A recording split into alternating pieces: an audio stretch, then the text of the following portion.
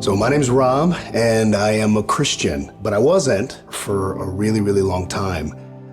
From age 17 to 37, I was an atheist. I was never angry with God or like feeling rebellious against him or anything like that. I just heard the arguments for God, and I was unconvinced. And over time, I ended up taking a lot of pride in that. There was several key people that were influential in my salvation and my road back to God. But the cornerstone to all of it was my wife, Elizabeth.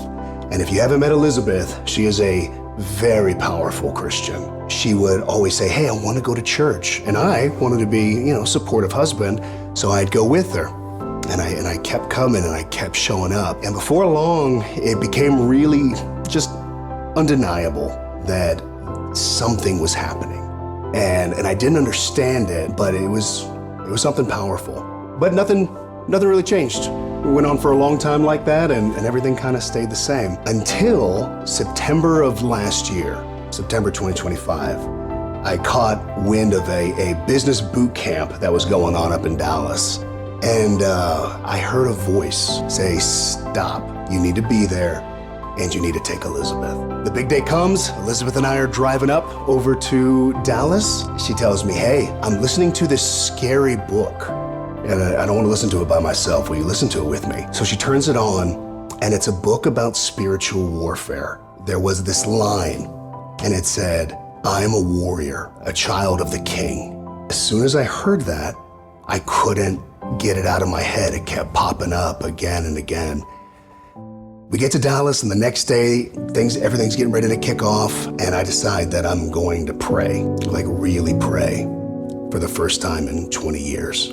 And so I say, hey God, it's me. I don't know exactly what you want me to do, but if this is real, then I'm in. But please just give me a sign. At the end of the prayer, I said, and God, if there's anything that is preventing me, that's keeping me from you, I ask that you bind it and just cast it out. I don't want it. And I said, amen. And we went to the first session. He gets to the end of his deal and he says, I don't normally do this, but I feel very called. So if everyone will please close your eyes. And he said, if there's anybody that has been searching for Christ or has been curious or wants to give their lives, I ask that you raise your hand. On this day, my hand shot up, like so fast that it surprised me. And the guy proceeded to say the prayer, and I repeated it back from the bottom of my heart.